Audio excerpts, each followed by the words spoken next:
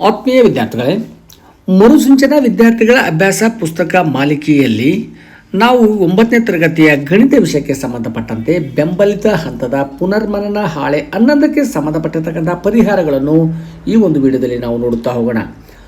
ಪುನರ್ಮನನ ಹಾಳೆ 11 ಏನಾಗಿದೆ ಅಂದರೆ 2 ಚರಾಕ್ಷರಗಳಿರುವ ರೇಖಾತ್ಮಕ ಸಮೀಕರಣಗಳು. ಇದರಲ್ಲಿ ನಾವು ಗಣಿತದ ಒಗಟುಗಳನ್ನು ಮತ್ತು ನಿತ್ಯ ಜೀವನದ ಸಮಸ್ಯೆಗಳನ್ನು ಸಮೀಕರಣದ ಸಹಾಯದಿಂದ ಬಿಡಿಸ್ತಕ್ಕಂಥ ಒಂದು ಸಮಸ್ಯೆಗೆ ಪರಿಹಾರವನ್ನು ನೋಡುತ್ತಾ ಹೋಗೋಣ. ಇಲ್ಲಿ ನೋಡ್ತಿರ್ಬೋದು, ಒಂದು ಕೋಷ್ಟಕವನ್ನು ನೀಡಲಾಗಿದೆ. ಈ ಒಂದು ಕೆಳಗಿನ ಸಂಖ್ಯಾಬಂಧವನ್ನು ಮಾದರಿಯನ್ನು ಗಮನಿಸಿ ಪೂರ್ಣಗೊಳಿಸಿ ಅಂತ ಹೇಳಿದರೆ, ನಾನು ಇಲ್ಲಿ ಮಾದರಿಯನ್ನು ತೆಗೆದುಕೊಂಡು ಉತ್ತರಗಳನ್ನು ಇಲ್ಲಿ ಬರೆದಿದ್ದೀನಿ, ತಾವು ನೋಡಬಹುದಾಗಿದೆ. ನಂತರದಲ್ಲಿ ಆ ಒಂದು ಮಾದರಿ ಹೇಗಿದೆ ಅದರ ಪ್ರಕಾರವು ಪ್ರಶ್ನೆಗಳಿಗೆ ಉತ್ತರವನ್ನು ನಾವು ಮಾಡುತ್ತಾ ಹೋಗೋಣ. ಇಲ್ಲಿ ಎ ಅಂತಕ್ಕಂಥದ್ದು ಏನಾಗಿದೆ. ಎ ಅಂದರೆ ಒಂದು ಸಂಖ್ಯೆಯಿಂದ 9 ಕಳೆದಾಗ 5 ಬರುವುದು. ಆ ಸಂಖ್ಯೆ ಎಕ್ಸ್ ಆಗಿರಲಿ, ಅದರಲ್ಲಿ 9 ಕಳೆದರೆ ಎಕ್ಸ್ ಮೈನಸ್ 9 ಕಳೆದರೆ 5 ಬರುತ್ತದೆ. ಇದನ್ನು ನಾವು ಸಂಕ್ಷೇಪಿಸಿ ನಾವು ಬಿಡಿಸಿದ್ದೇ ಆದರೆ ಆ ಸಂಖ್ಯೆ 14 ಅಂತಕ್ಕಂಥದ್ದು. ಯಾಕೆಂದರೆ -5 ಎಡದಿಂದ ಬಲಕ್ಕೆ ಬಂದಾಗ +9 ಆಗುತ್ತೆ. ಹಾಗಾಗಿ ಮೊತ್ತ ನಮಗೆ ಎಷ್ಟಾಯಿತು? 14. ಆಲ್ರೆಡಿ ಅವನೇನು ಮಾಡಿದ್ದಾರೆ, ಮಾದರಿ ಎಯ ಬೆಲೆ 4 ಅಂತ ಕೊಟ್ಟಿದ್ದಾನೆ, ಅದನ್ನೇ ಇಲ್ಲಿ ಭರ್ತಿ ಮಾಡಿದ್ದಾರೆ, ತಾವು ನೋಡಬಹುದು. ಎಯ ಬೆಲೆ ಎಷ್ಟಾಗಿದೆ? ಎಯ ಬೆಲೆ 14 ಅಂತಕ್ಕಂಥದ್ದನ್ನು ನೀಡಿದ್ದಾರೆ. ಹಾಗೆ ಎರಡನೇ ಒಂದು ನೋಡ್ಬೋದು, ಎ ಎಚ್ ಸಮನಾಗಿದೆ. ಏನಾಗಿದೆ? ಎಚ್ನ ಬೆಲೆ ಎಷ್ಟಾಗಿದೆ ಅಂದರೆ -2x -13 ಸಮನಾಗಿದೆ -3x -5. ಇಲ್ಲಿ ನಾವು ಚರಾಕ್ಷರಗಳನ್ನು ಒಂದೇ ಕಡೆ ಬರೆದಾಗ -2x, ಈ -3x ಅನ್ನು ಬಲದಿಂದ ಎಡಕ್ಕೆ ತಂದಾಗ -3x +3x ಆಯಿತು. ಹಾಗಾಗಿ -13 ಎಡದಿಂದ ಬಲಕ್ಕೆ ಸ್ಥಳಾಂತರಿಸಿದಾಗ +13.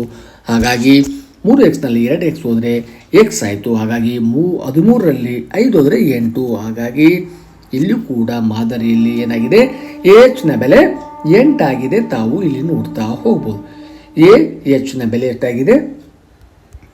8 ಅಂತಕ್ಕಂಥದ್ದು ತಾವು ಗಮನಿಸ್ಬೋದು. ಹಾಗಾಗಿ ಇಲ್ಲಿ ಉಳಿದಿರ್ತಕ್ಕಂಥ ಸಮಸ್ಯೆಗಳಿಗೆ ನೋಡ್ತಾ ಹೋಗಿ ನಾವು ಬಿಡಿಸಬೇಕಾಗುತ್ತೆ. ನೋಡಿ, ಎ ಜೆ ಅಂತಕ್ಕಂಥದ್ದು. ಎ ಜೆ ಅಂದರೆ ಏನಾಗಿದೆ? 4x - 2x ಸಮನಾಗಿದೆ 18 ಅಂದಾಗ ನಾವು ಸಂಕ್ಷೇಪಿಸಿದ್ದೇ ಆದರೆ, ಎ ಜೆಯನ್ನು ಸಂಕ್ಷೇಪಿಸಿದ್ದೇ ಆದರೆ ನಮಗೆ ಎಷ್ಟು ಬಂತು?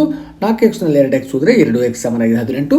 ಸಂಕ್ಷೇಪಿಸಿ ನಾವು ಬರೆದಾಗ ಎ ಜೆನ ಬೆಲೆ 9. ಹಾಗೆ ಎಲ್ ಎನೇ ಬೆಲೆ ಎಷ್ಟಾಗಿದೆ ಅಂದಾಗ ನೋಡೋದು 3m + 2m ಮಾಡಿದಾಗ ಅದರ ಮೊತ್ತ 15 ಅಂದಾಗ ನಾವು ಬಿಡಿಸಿದ್ದೇ ಆದರೆ ನಮಗೆ ಎಲ್ ಎನೇ ಬೆಲೆ ಎಷ್ಟಾಗಿದೆ?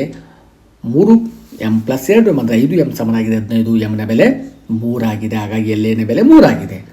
ನಂತರದಲ್ಲಿ ಎ ಎಮ್ನ ಬೆಲೆ ಅಂದರೆ ಒಂದು ಸಂಖ್ಯೆಯ 2ರಷ್ಟಕ್ಕೆ 16 ಸೇರಿಸಿದಾಗ 22 ಬರುವುದು. ಆ ಸಂಖ್ಯೆ ಎಕ್ಸ್ ಆದರೆ ಅದರ 2 ಅಂದಾಗ 2x, ಅದಕ್ಕೆ 16 ಸೇರಿಸಿದಾಗ ಎಷ್ಟಾಗುತ್ತೆ? 22 ಅಂತಕ್ಕಂಥ 2x + 16 ಸಮನಾಗಿ 22. ನಾವು ಇದನ್ನು ಸಂಕ್ಷೇಪಿಸಿದಾಗ ಎಕ್ಸ್ನ ಬೆಲೆ 3 ಬರುತ್ತೆ. ಹಾಗಾಗಿ ಎಮ್ನ ಬೆಲೆ ಎಷ್ಟಾಗಿದೆ? 3 ಅಂತಕ್ಕಂಥದ್ದು ಕೋಷ್ಟಕದಲ್ಲಿ ಬರೀಬೇಕು.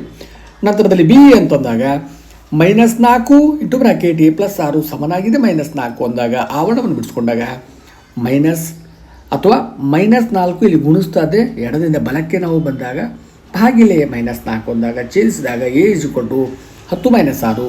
ಎನ ಬೆಲೆ 4 ಅಂತಕ್ಕಂಥದ್ದು. ಬಿ ನ ಬೆಲೆ ಎಷ್ಟಾಯ್ತು? ಇಲ್ಲಿ 4 ಅಂತಕ್ಕಂಥದ್ದು ಉತ್ತರ ಬರ್ತದೆ. ಅದನ್ನು ಕೋಷ್ಟಕದಲ್ಲಿ ಭರ್ತಿ ಮಾಡಬೇಕು. ನಂತರದಲ್ಲಿ ಬಿ ಜೆ, ಒಂದು ಸಂಖ್ಯೆ 6ರಷ್ಟರಿಂದ 6 ಕಳೆದಾಗ 6 ಬರುವುದು. ಒಂದು ಸಂಖ್ಯೆ ಎಕ್ಸ್ ಆದರೆ ಅದರ 4ರಷ್ಟು ಅಂದಾಗ 4x ಆಗುತ್ತೆ. ಅದರಲ್ಲಿ 6 ಕಳೆದಾಗ 6 ಬರುತ್ತದೆ ಅಂದಾಗ ಅದನ್ನು ನಾವು ಬಿಡಿಸಿದ್ದೇ ಆದರೆ ಉತ್ತರ ನಮಗೆ ಎಕ್ಸ್ನ ಬೆಲೆ 3 ಬಂದಿದೆ. ತಾವು ಇಲ್ಲಿ ನೋಡಬಹುದಾಗಿದೆ.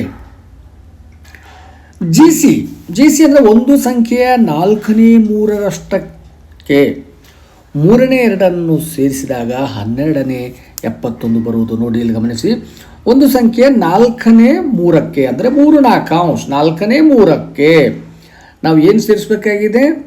3ನೇ 2 ಅಂದರೆ 2 3 ಸೇರಿಸಿದಾಗ ಮೊತ್ತ ನಮಗೆ ಎಷ್ಟಾಗಿದೆ? 12ನೇ 71 ಅಂದಾಗ 12/71 ಅಂತಕ್ಕಂಥದ್ದು ತಾವು ಇಲ್ಲಿ ನೋಡ್ತಾ ಇದ್ದೀರಿ. ತಾವು ನೋಡ್ತಾ ಇದ್ರಿ ಇಲ್ಲಿ ಜಿ ಸಿಯ ಬೆಲೆ ಬಿಡಿಸಿದ್ದೇ ಆದರೆ ನಮಗೆ ಉತ್ತರ ಎಕ್ಸ್ನ ಬೆಲೆ 7 ಬರ್ತಾ ಇದೆ. ವಿದ್ಯಾರ್ಥಿಗಳು ತಮ್ಮ ಒಂದು ಅಭ್ಯಾಸ ಪುಸ್ತಕ ಅಥವಾ ಒಂದು ರಫ್ ನೋಟ್ಬುಕ್ನಲ್ಲಿ ಇದನ್ನು ಸಂಕ್ಷೇಪಿಸಿಕೊಳ್ಳಿ. ಲಸವನ್ನು ತೆಗೆದುಕೊಳ್ಳಿ. 4 ಮತ್ತು 3ರ ಲಸ 12 ಬರುತ್ತದೆ. ನಂತರದಲ್ಲಿ ಅದನ್ನು ಸಂಕ್ಷೇಪಿಸಿದಾಗ ನಮಗೆ ಎಕ್ಸ್ನ ಬೆಲೆ 7 ಬರುತ್ತದೆ. ಹಾಗೆ ಕೆ ಸಿಯ ಬೆಲೆ ಇಲ್ಲಿ ಏನಾಗಿದೆ? ನಾವು ಈ ಸಮೀಕರಣಗಳನ್ನು ಬಿಡಿಸಿಕೊಂಡಾಗ ನಮಗೆ ಕೆ ಸಿಯ ಬೆಲೆ 1 ಆಗಿದೆ. ಹಾಗೆ ಡಿ ಯ ಬೆಲೆಯನ್ನು ಬಿಡಿಸಿದಾಗ ಎನ್ ನ ಬೆಲೆ 2 ಆಗಿದೆ, ಡಿ ಎಫ್ನ ಬೆಲೆ 5 ಆಗಿದೆ ಮತ್ತು ಐ ಡಿಯ ಬೆಲೆ 6 ಆಗಿದೆ. ತಾವುಗಳು ತಮ್ಮ ಒಂದು ಶಿಕ್ಷಕರ ಸಹಾಯದಿಂದ ವರ್ಗ ಕೋಣೆಗಳಲ್ಲಿ ಇವುಗಳನ್ನು ವಿವರವಾಗಿ ಬಿಡಿಸಿ ಉತ್ತರಗಳನ್ನು ಕಂಡುಕೊಳ್ಳಬಹುದಾಗಿದೆ. ಹಾಗಾಗಿ ಇಲ್ಲಿ ತಾಳೆ ಕೂಡ ನೋಡಬಹುದು, ಉತ್ತರಗಳನ್ನು ಪರೀಕ್ಷಿಸಿಕೊಳ್ಬೋದು. ಏಕೆಂದರೆ ಇಲ್ಲಿ ಒಂದು ಸಮಯದ ಅಭಾವದಿಂದ ಕೇವಲ ಉತ್ತರಗಳನ್ನು ಮಾತ್ರ ಬರೆಯಲಾಗಿದೆ. ತಾವುಗಳು ಗಮನಿಸಿ, ಇಲ್ಲಿ ಬಂದಿರತಕ್ಕಂಥ ಉತ್ತರಗಳನ್ನು ಈ ಕೋಷ್ಟಕದಲ್ಲಿ ಬರೆಯಲಾಗಿದೆ. ತಾವು ಮತ್ತೊಮ್ಮೆ ಪರೀಕ್ಷಿಸಿಕೊಳ್ಳಬಹುದಾಗಿದೆ. ಇದು 1ನೇ ಸಮಸ್ಯೆಗಳಾದ ನಂತರ 2ನೇ ಸಮಸ್ಯೆ. ಉದಾಹರಣೆಯನ್ನು ಗಮನಿಸಿ ಕೆಳಗಿನ ಸಮಸ್ಯೆಗಳನ್ನು ಬಿಡಿಸಿ. ಸೊ ಉದಾಹರಣೆ ಹೇಳ್ತಾನೆ, ಇಲ್ಲಿ ಕೊಟ್ಟಿದ್ದ ನೋಡು ಮಾದರಿ ಲೆಕ್ಕವನ್ನು ನೋಡಿಕೊಂಡು ಮಾದರಿ ಲೆಕ್ಕದ ಹಾಗೆ ನಾವು 2ನೇ ಸಮಸ್ಯೆಯನ್ನು ಬಿಡಿಸಿದ್ವಿ, 1ನೇ ಸಮಸ್ಯೆಯನ್ನು ಬಿಡಿಸಿದ್ವಿ. ತಾವು ನೋಡಬಹುದಾಗಿದೆ. ಯಶಿಕಾಳ ವಯಸ್ಸು ಅವಳ ತಂದೆಯ ಈಗಿನ ವಯಸ್ಸಿನ 4ರಷ್ಟಿದೆ. 7 ವರ್ಷಗಳ ನಂತರ ಅವರಿಬ್ಬರ ವಯಸ್ಸುಗಳ ಮೊತ್ತ 79 ಆಗಿದೆ. ಅವರಿಬ್ಬರ ಈಗಿನ ವಯಸ್ಸನ್ನು ಕಂಡುಹಿಡಿಯಿರಿ. ಸೊ ಕೋಷ್ಟಕದಲ್ಲಿ ಕೊಟ್ಟಾಗ ಯಶಿಕಾಳ ಈಗಿನ ವಯಸ್ಸು ಎಕ್ಸ್ ಆಗಿದ್ದರೆ ಅವಳ ತಂದೆಯ ವಯಸ್ಸು 4x. 7 ವರ್ಷಗಳ ನಂತರ ಈಗ ಎಕ್ಸ್ ಇದ್ದರೆ ಅದಕ್ಕೆ +7 ಮಾಡಿದಾಗ ಯಶಿಕಾಳ ವಯಸ್ಸು x+7 ಆಗುತ್ತದೆ. ತಂದೆಯ ವಯಸ್ಸು ಈಗ 4x ಇದೆ, ಅದರಲ್ಲಿ 7 ಸೇರಿಸಿದಾಗ ಮುಂದೆ 7 ವರ್ಷಗಳ ನಂತರ ಅವರ ವಯಸ್ಸಾಗುತ್ತೆ. ಹೇಳಿಕೆ ಪ್ರಕಾರ ಏನಂತಾರೆ, ಈಗಿನ ವಯಸ್ಸುಗಳ ಮೊತ್ತ 7 ವರ್ಷಗಳ ನಂತರ ಅವುಗಳ ವಯಸ್ಸಿನ ಮೊತ್ತವನ್ನು ನೋಡಿ. 7 ವರ್ಷಗಳ ನಂತರ ಅವರಿಬ್ಬರ ವಯಸ್ಸುಗಳ ಮೊತ್ತ 79 ಆಗಿದೆ. ಈಗ x+7 ಆಗಿದೆ. ನಂತರದಲ್ಲಿ ಮುಂಬರ್ತಕ್ಕಂಥ ದಿನಗಳಲ್ಲಿ 4x+7 ಆಗುತ್ತೆ. ಅವೆಬ್ಬರ ಮೊತ್ತ ಮಾಡಿದಾಗ 79. ಇದನ್ನು ಬಿಡಿಸ್ಕೊಂಡಿದ್ದಾಗ x+7 + 4x+7 ಅಂದಾಗ x+4x ಅಂದ 5x+14 ಸಮನಾಗಿದೆ 79. ಈ ಒಂದು ಸಮೀಕರಣವನ್ನು ಬಿಡಿಸ್ತಾ ಹೋದರೆ ನಮಗೆ ಅವರ ವಯಸ್ಸುಗಳು ದೊರೀತವೆ. ನೋಡ್ಬೋದು, 5x+ ಸಮನಾಗಿದೆ, 5x+14 ಸಮನಾಗಿದೆ 79. ಸೊ +14 ಎಡದಿಂದ ಬಲಕ್ಕೆ ಸ್ಥಳಾಂತರಿಸಿದಾಗ -14. ಸೊ ವ್ಯತ್ಯಾಸವನ್ನು ಮಾಡಿದ್ದೆ ಆದರೆ 65. ಹಾಗಾಗಿ ಎಕ್ಸ್ನ ಬೆಲೆ ನಾವು 65/5 ಮಾಡಿದಾಗ ನಮಗೆ 13 ಬಂತು. ಹಾಗಾಗಿ ಯಶಿಕಾಳ ಈಗಿನ ವಯಸ್ಸೇನಾಗಿದೆ 13 ವರ್ಷ. ತಂದೆಯ ವಯಸ್ಸು 4x ಅಂದರೆ 4 × 13 ಅಂದರೆ 52 ವರ್ಷಗಳಾಗಿವೆ. ಹಾಗಾಗಿ ಅವರ ವಯಸ್ಸು ಪ್ರಸ್ತುತವಾಗಿ 13 ಮತ್ತು 52 ಆಗಿವೆ ಎಂದು ಹೇಳಬಹುದು. ಇನ್ನು 2ನೇ ಸಮಸ್ಯೆ, ನಿತ್ಯ ಅವಳ ಮಗಳಿಗಿಂತ 3ರಷ್ಟು ದೊಡ್ಡವಳು. 8 ವರ್ಷಗಳ ನಂತರ ನಿತ್ಯಾಳ ವಯಸ್ಸು ಅವಳ ಮಗಳ ವಯಸ್ಸಿನ 2ರಷ್ಟಕ್ಕಿಂತ 1 ವರ್ಷ ಕಡಿಮೆಯಾದರೆ ಅವರಿಬ್ಬರ ಈಗಿನ ವಯಸ್ಸುಗಳನ್ನು ಕಂಡುಹಿಡಿಯಬೇಕು. ಸೊ ನಿತ್ಯಾಳ ವಯಸ್ಸು ಈಗ ಪ್ರಸ್ತುತವಾಗಿ x ಆಗಿರಲಿ, ತಾಯಿಯ ವಯಸ್ಸು ಅಂದಾಗ ಅವಳ 3ರಷ್ಟು ಅಂದಾಗ x ಆದರೆ ಅವಳ ತಾಯಿಯ ವಯಸ್ಸು 3x ಆಗಿರುತ್ತೆ. 8 ವರ್ಷಗಳ ನಂತರ ಸೊ ನಿತ್ಯಳ ವಯಸ್ಸು ಪ್ರಸ್ತುತ ವಯಸ್ಸಿಗಿಂತ 8 ಹೆಚ್ಚಾಗುತ್ತದೆ. ಹಾಗಾಗಿ x+8. ತಾಯಿಯ ವಯಸ್ಸು 3x+8 ಆಗುತ್ತದೆ. ಆದರೆ ಹೇಳಿಕೆ ಪ್ರಕಾರ ಏನು ಹೇಳ್ತಾನೆ ಇಲ್ಲಿ, ಹೇಳಿಕೆಯ ವಯಸ್ಸು ನೋಡಿ, 8 ವರ್ಷಗಳ ನಂತರ ನಿತ್ಯಳ ವಯಸ್ಸು ಅವಳ ಮಗಳ ವಯಸ್ಸಿನ 2ರಷ್ಟಕ್ಕಿಂತ 1 ವರ್ಷ ಕಡಿಮೆಯಾದರೆ, ಸೊ ತಾಯಿಯ ವಯಸ್ಸು ಏನಾಗಿದೆ ಈಗ ನಿತ್ಯಳ ತಾಯಿಯ ವಯಸ್ಸು ಪ್ರಸ್ತುತವಾಗಿ 3x+8 ಆದರೆ 8 ವರ್ಷಗಳ ನಂತರ ಮಗಳ ವಯಸ್ಸಿನ 2ರಷ್ಟಕ್ಕಿಂತ 1 ಕಡಿಮೆಯಾಗುತ್ತದೆ. ಅಂದರೆ 2 × x+8 -1. ಈಗ ಸಮೀಕರಣವನ್ನು ಬಿಡಿಸಿದ್ದೇ ಆದರೆ ನೋಡಿ, 3x+8 ಸಮನಾಗಿದೆ 2 × x, 2x + 2 × 8 ಅಂದರೆ 16 - 1. 16ರಲ್ಲಿ 1 ಅಂದರೆ 15. ಹಾಗೆ ಈ +8 ಎಡದಿಂದ ಬಲಕ್ಕೆ ಸ್ಥಳಾಂತರಿಸಿದಾಗ -8 ಆಗುತ್ತದೆ. 3x - 2x ಸಮನಾಗಿದೆ 15 - 8. ಹಾಗಾಗಿ ಎಕ್ಸ್ನ ಬೆಲೆ 7. ಅಂದರೆ ನಿತ್ಯಳ ವಯಸ್ಸು ಪ್ರಸ್ತುತವಾಗಿ 7 ವರ್ಷಗಳಾದರೆ ತಾಯಿಯ ವಯಸ್ಸು ಪ್ರಸ್ತುತ 21 ವರ್ಷಗಳಾಗಿವೆ. ಇದು ಅವರ ವಯಸ್ಸುಗಳು. ನಂತರದಲ್ಲಿ 3ನೇ ಸಮಸ್ಯೆ, ಈ 2 ಅಂಕಿಗಳಿರುವ ಸಂಖ್ಯೆಯೊಂದರ ಅಂಕಿಗಳ ಮೊತ್ತ 11. ಆ ಅಂಕಿಗಳನ್ನು ಅದಲು ಬದಲು ಮಾಡಿದಾಗ ಬರುವ ಸಂಖ್ಯೆ ಮತ್ತು ಮೊದಲ ಸಂಖ್ಯೆಗಳ ವ್ಯತ್ಯಾಸ 45 ಆದರೆ ಆ ಸಂಖ್ಯೆಯನ್ನು ಕಂಡುಹಿಡಿ. ನೋಡಿ, 2 ಅಂಕೆಯ ಸಂಖ್ಯೆ ಅಂದಾಗ ನಾವು ಸಾಮಾನ್ಯವಾಗಿ ಬಿಡಿ 10 ಅಂತ ಬರಿತೀವಿ. ನಾವು ಇಲ್ಲಿ ಬಿಡಿಯಲ್ಲಿ y, 10ರಲ್ಲಿ x ಬರೆದಿದ್ದೀವಿ. ಹಾಗಾಗಿ ಇದು XY ಅಂತಕ್ಕಂಥದ್ದು ಒಂದು ಸಂಖ್ಯೆ. ಆದರೆ ಅದನ್ನು ನಾವು ಬಿಡಿಸ್ಕೊಂಡಿದ್ದಾಗ ಏನಾಗುತ್ತೆ ಅಂದರೆ x ಅಂದರೆ 10 × x + y ಅಂತಕ್ಕಂಥದ್ದು ಗಮನವಿರಲಿ. ಹೇಳಿಕೆ ಪ್ರಕಾರ 2 ಅಂಕೆಗಳು ಕ್ರಮವಾಗಿ x ಮತ್ತು yಗಳಾಗಿರಲಿ. ಹೇಳಿಕೆ ಪ್ರಕಾರ ಅವುಗಳ ಮೊತ್ತ 11 ಆಗಿದೆ. ಎಕ್ಸ್ ಪ್ಲಸ್ ವಾಯ್ ಸೇರಿಸಿದ್ದೆ ಆದರೆ 11 ಆಗಿದೆ. ಸೊ ಎಕ್ಸ್ ಅಂದರೆ ಯಾವ ರೂಪದಲ್ಲಿ ಇರ್ತಂದರೆ 10x ಪ್ಲಸ್ ವಾಯ್ ರೂಪದಲ್ಲಿ ಇರ್ತದೆ. ಇದು ಜ್ಞಾಪಕದಲ್ಲಿರಲಿ. ಈಗ ನಾವು ಅವುಗಳನ್ನು ಅದಲು ಬದಲು ಮಾಡಿದಾಗ ನಮಗೇನಾಗುತ್ತೆ, ವಾಯ್ ಇರ್ತಕ್ಕಂಥಲ್ಲಿ ಎಕ್ಸ್ ಇರ್ತಕ್ಕಂಥಲ್ಲಿ ವಾಯ್ ಅಂದಾಗ 10x ಪ್ಲಸ್ ವಾಯ್ = ಅನ್ನೋದಾದಾಗ, ಹಾಗೆ 10y ಪ್ಲಸ್ ಎಕ್ಸ್ ಅಂತಕ್ಕಂಥದ್ದು ಅದಲು ಬದಲು ಮಾಡಿದಾಗ.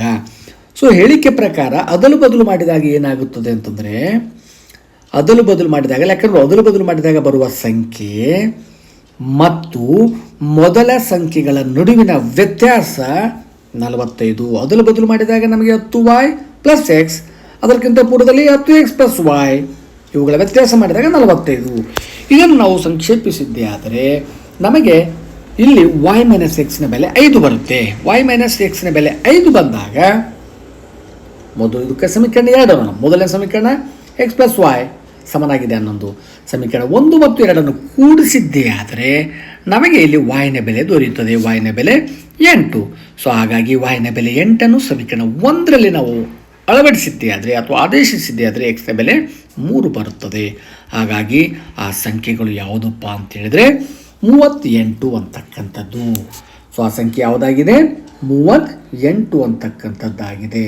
ನೋಡಿ, 38 ಅದಲು ಬದಲು ಮಾಡಿ ನೋಡಿದಾಗ 83 ಆಗುತ್ತೆ. ಅವುಗಳ ವ್ಯತ್ಯಾಸವನ್ನು ಗಮನಿಸಿ ತಾವು ಇಲ್ಲಿ ಕೊಟ್ಟಿರ್ತಕ್ಕಂಥ ಹೇಳಿಕೆಗೆ ಸರಿಯಾಗುತ್ತದೆ ಅಂತಕ್ಕಂಥದ್ದು. ಹಾಗಾಗಿ ಇಲ್ಲಿ ನಾವು ಇದಕ್ಕೆ ಉತ್ತರ 38 ಎಂದು ನಾವು ಹೇಳಬಹುದಾಗಿದೆ. ನಂತರ ಕೊನೆಯದಾಗಿ 4ನೇ ಪ್ರಶ್ನೆ. ಭಿನ್ನರಾಶಿಯ ಅಂಶವು ಛೇದಕ್ಕಿಂತ 2 ಕಡಿಮೆ ಇದೆ. ಅದರ ಛೇದಕ್ಕೆ 1 ಸೇರಿಸಿದರೆ ಅದು 2ನೇ 1 ಆಗುವುದು. ಹಾಗಾದರೆ ಆ ಭಿನ್ನರಾಶಿಯನ್ನು ಕಂಡಿರಿ. ಇಲ್ಲಿ ನಾವು ಭಿನ್ನರಾಶಿಯ ಛೇದ ಎಕ್ಸ್ ಆಗಿರಲಿ, ಆಗ ಅಂಶ ಏನಾಗುತ್ತದೆ ಅಂತಂದರೆ, ಭಿನ್ನರಾಶಿಯ ಛೇದ ಎಕ್ಸ್ ಆದರೆ ಅಂಶ ಏನಾಗಿದೆ ಅಂದರೆ ಛೇದಕ್ಕಿಂತ 2 ಕಡಿಮೆ ಆಗಿದೆ, ಅಂದರೆ ಎಕ್ಸ್ ಮೈನಸ್ 2. ಅಲ್ಲದೆ ನಂತರ ಹೇಳಿಕೆ ಪ್ರಕಾರ ಬಂದಾಗ ಏನಾಗ್ತದೆ, ಅದರ ಛೇದಕ್ಕೆ 1 ಸೇರಿಸಿದಾಗ ಅದು ಏನಾಗುತ್ತದೆ, 2ನೇ 1 ಆಗುವುದು. ಅಂದರೆ X minus 2 divided by X plus 1 ಸಮನಾಗಿದೆ 1/2 ಅಂತಕ್ಕಂಥದ್ದು. ಹಾಗಾಗಿ ಈಗ ನಮಗೆ ಸಮೀಕರಣಗಳನ್ನು ಓರೆ ಗುಣಾಕಾರ ಮಾಡಿದಾಗ ಎಕ್ಸ್ ಮೈನಸ್ 2ಕ್ಕೆ 2ರಿಂದ ಎಕ್ಸ್ ಪ್ಲಸ್ 1ಕ್ಕೆ 1ರಿಂದ ಗುಣಿಸಿ ನಾವು ಬಿಡಿಸಿದ್ದೇ ಆದರೆ ಇಲ್ಲಿ ಎಕ್ಸ್ನ ಬೆಲೆ 5 ಬರುತ್ತದೆ. ಹಾಗಾಗಿ ಈ ಎಕ್ಸ್ನ ಬೆಲೆ 5 ಸಮೀಕರಣ 1ರಲ್ಲಿ ಆದೇಶಿಸಿದಾಗ ನಮಗೆ ಮತ್ತೆ ಏನಾಯ್ತು ನೋಡಿ, X minus 2 divide by X plus 1 ಅಂತಕ್ಕಂಥ 1/2 ಅಂಶಕ್ಕೆ ಸಮನಾಗಬೇಕು. ಹಾಗಾಗಿ ಇಲ್ಲೇನಾಗಿದೆ, ಇದನ್ನು ಬಿಡಿಸಿದ್ದೇ ಆದರೆ ನಮಗೆ ಉತ್ತರ ಏನಾಗಿದೆ, 1/2 ಅಂಶ. ಎಕ್ಸ್ನ ಬೆಲೆ 5 ಮೈನಸ್ 2 ಭಾಗಿಲೆ 5 ಪ್ಲಸ್ 1 ಅಂದಾಗ 5ರಲ್ಲಿ 2 3/6 ಅಂಶ. ಸೊ 3/6 ಅಂಶ ಅಂದಾಗ ಏನಾಯಿತು, ಇದನ್ನು ಕೂಡ 1/2 ಅಂಶಕ್ಕೆ ಸಮನಾಯಿತು. ಹಾಗಾಗಿ ಹೇಳಿಕೆಗಳು ಸರಿಯಾಗಿವೆ ಎಂದು ನಾವು ಹೇಳಬಹುದಾಗಿದೆ. ಹಾಗಾಗಿ ವಿದ್ಯಾರ್ಥಿಗಳೇ, ಮುಂದಿನ ಒಂದು ವಿಡಿಯೋದಲ್ಲಿ ಮತ್ತೊಂದು ಪುನರ್ಮನನ ಆಳುವಿನೊಂದಿಗೆ ಭೇಟಿಯಾಗೋಣ. ಧನ್ಯವಾದಗಳು.